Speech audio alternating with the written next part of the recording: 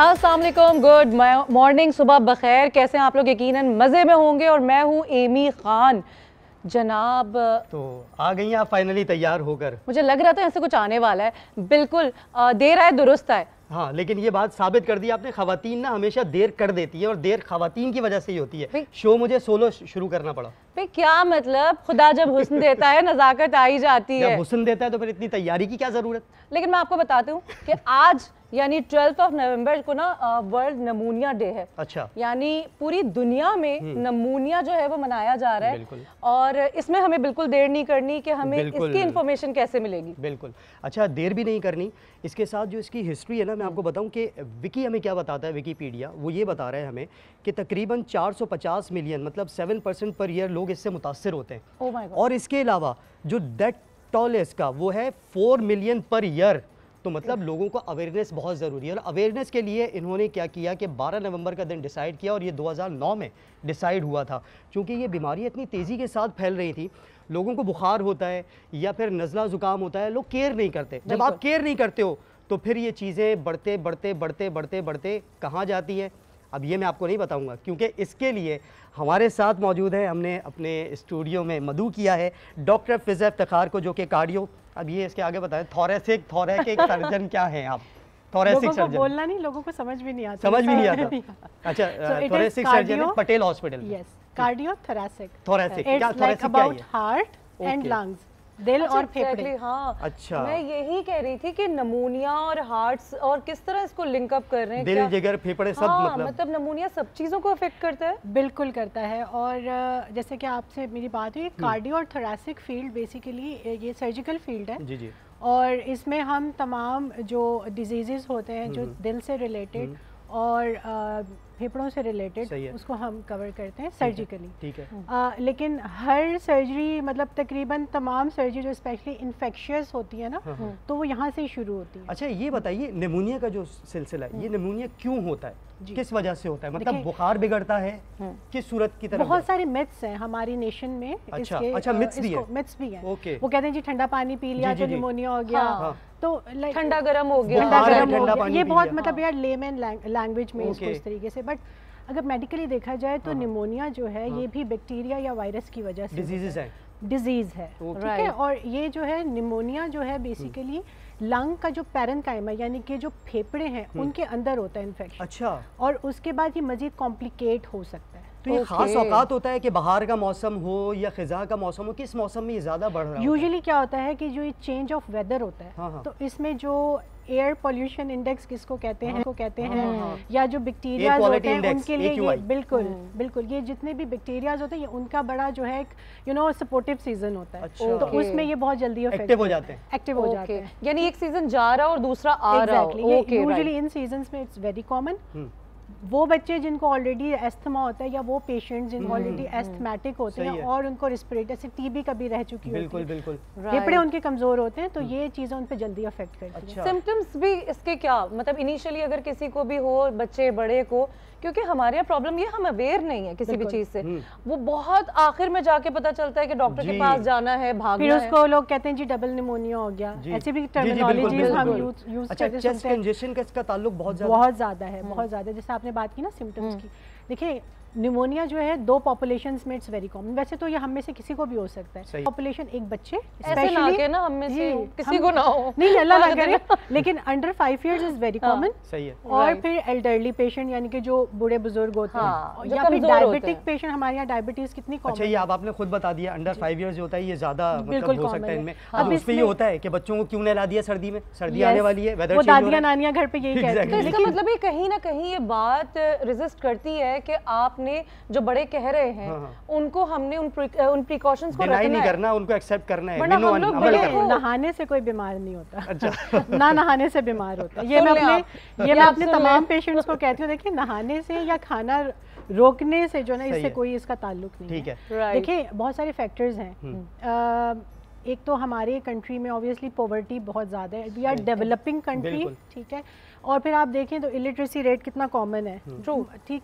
अब बच्चे बहुत सारे हैं, ओवर पॉपुलेटेड कंट्री है, वहाँ पर रिसोर्सेज नहीं है, हेल्थ प्रोफेशनल्स वहाँ पे नहीं जाते, मट्टी भी तो खा रहे हैं हम लोग, बिल्कुल।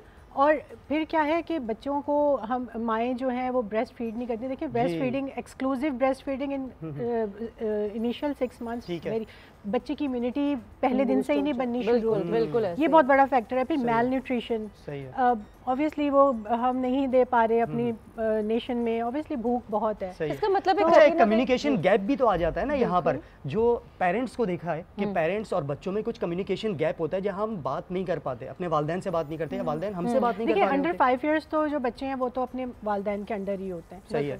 फिर ये होता है कि जो बड़े बच्चे हैं अगर उनमें, तो फिर वो थोड़े से आज के जो ना जेनजी है, तो वो बच्चों को बच्चे जरा अपने इंडिपेंडेंट, आपके दौर में ये होता था, हमारे टाइम मैं तो अभी तक अपने सारे प्रॉब्लम्स, अच्छा ये बात अभी दौर वाली है, मैं कर रहा था एमी से भी, एमी करी यार ये कौन सी बात हुई, हम कौन से दौर के हुए। आप मतलब आज के बच्चों को ये बताना, और उनको उनका माइंडसेट इतना स्ट्रांग है कि आप उनसे ये बता ही नहीं सकते, आखिर में आपको कंक्लूड करना पड़ता है। अच्छा बच्चे जो है ना वो अब उनको कोई डिजीज हुई है ना, वो विकिपीडिया में जैसे अभी आपने सर्च किया या गूगल पे रख के वो सेल्फ मेडिकेशन भी ले रहे हो, बिल्कुल। बहरहाल दिस इज अनदर फैक्टर, लेकिन जो coming to the point this day, तो निमोनिया जो है अब हमने इस पे फोकस करना है। देखिए मोर्टालिटी अगर आप देखें, जो अमवात हैं, शरह अमवात जिसे कहते हैं ना, तो वो तो all over the world pneumonia की वजह से है, लेकिन डेवलपिंग कंट्री में, स्पेशली हमारे कंट्री में, इट्स वेरी हाई। मतलब जो टॉप 10 डिजीजेस हैं उसमें निमोनिया भी इसके टॉप 3 रैंक। अच्छा निमोनिया जो लफ्ज है ये निकला कैसे?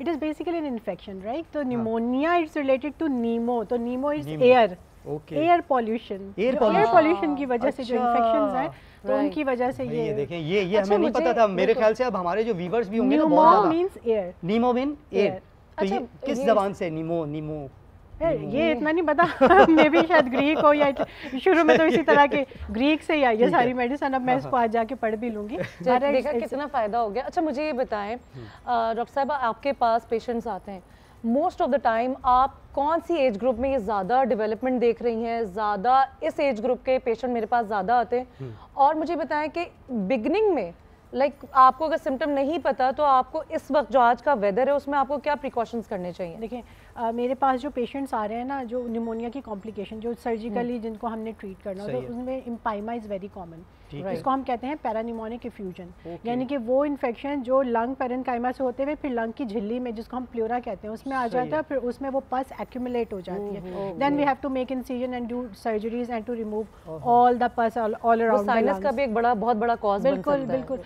अच्छा पेशेंट जो यूजुअली जो सिम्टम्स की आप बात कर रही है ना, अगर हम निमोनिया की स्पेसिफिक सिम्टम्स की बात करें, तो बच्चों में सबसे पहले वो खाना पीना छोड़ते हैं, क्राई करते हैं, जो छोटे बच्चे हैं क्राई करते हैं। फिर उसके बाद वो एक मतलब गिरी तबीयत जो होती है ना बच्चों में, जैसे इनएक्टिव बेबी हो जाता है।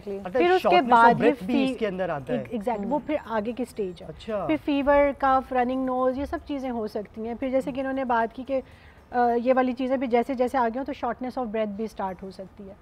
तो देखिए बच्चों की डिजीज़ को कभी भी इग्नोर नहीं करना चाहिए। You should take them to the paediatrician, ठीक है, ताकि टाइमली डायग्नोसिस हो। जब भी टाइमली डायग्नोस, देखिए प्रिवेंशन तो एक अलग चीज़ है, लेकिन देखिए आप कितना प्रिवेंट कर लें, क्योंकि आपका जो माहौल है। तो बच्चों की बात तो आपने बताई, लेकिन जो बड़े होते हैं, बड़े बुजुर्ग होते हैं, उनको अगर ये हो जाता है तो फिर खाने पीने से भी वो कासिर हो जाते हैं। वो बहुत आपके लिए, पूरी फैमिली के लिए एक चैलेंज होता है।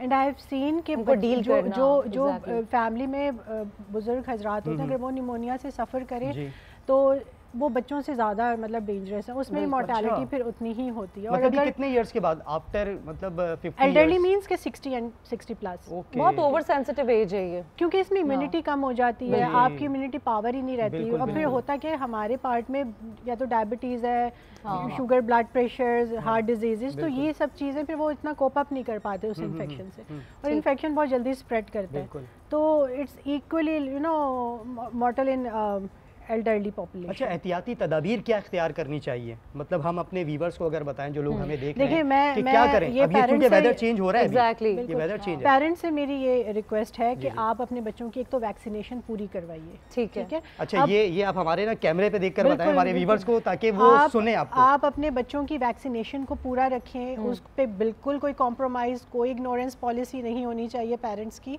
और इसको टाइमली करवाएं। कभी कभी आता है कि जी वो डिले भी हो जाते हैं, तो इसको टाइमली जितना आप करवाएंगे। इसके अलावा न्यूमोकोकल और हीमोफ्िलस इन्फ्लुएंजा की जो वैक्सीन है, ये भी अब हम गवर्नमेंट दे रही है, इसको भी प्लीज़ इग्नोर ना करें। इसमें कोई ऐसे साइड इफ़ेक्ट्स नहीं है, बल्कि आपके बच्चों को ये प्रिवेंट करेगा लॉन्ग टाइम।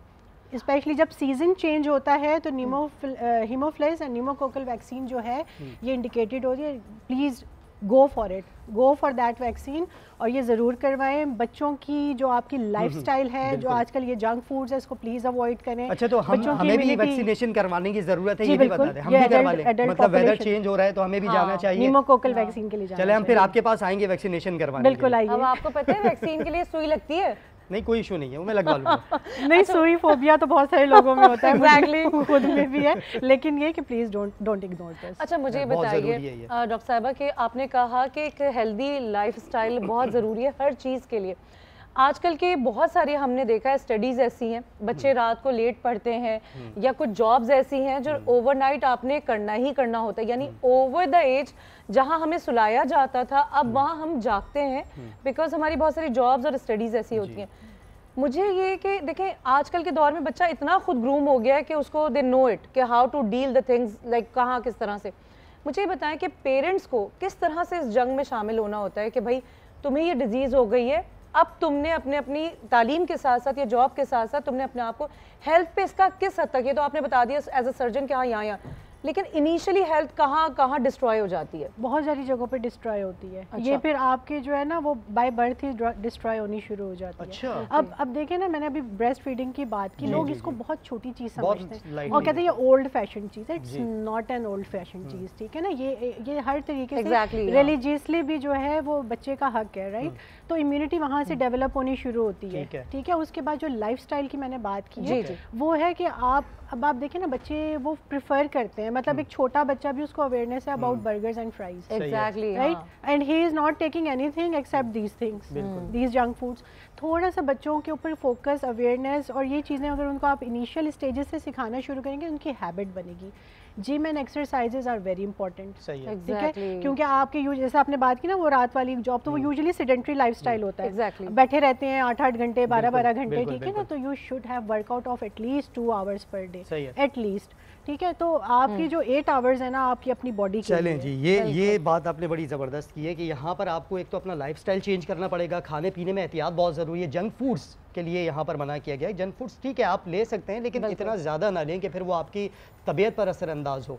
लेकिन वैक्सीनेशन आपने लाजमी करवानी है। अब जो मुझे भी यहाँ पर ना डर लगने लगा है, टू बी वेरी ऑनेस्ट। अब मैं भी सोच रहा हूँ जाऊँ तो फिर डॉक्टर फिजा साहब से कहूँगा कि भाई हमें भी वैक्सीनेट कर दें, ताकि ये जो मौसमी बीमारियाँ इससे बचा जा सके। बिल्कुल, अपना ख्याल रखें और एक छोटे से ब्रेक के बाद मिल रहे हैं। बिल्कुल, कहीं नहीं जाइएगा, मिलते हैं एक छोटे से ब्रेक के बाद। Stay with us.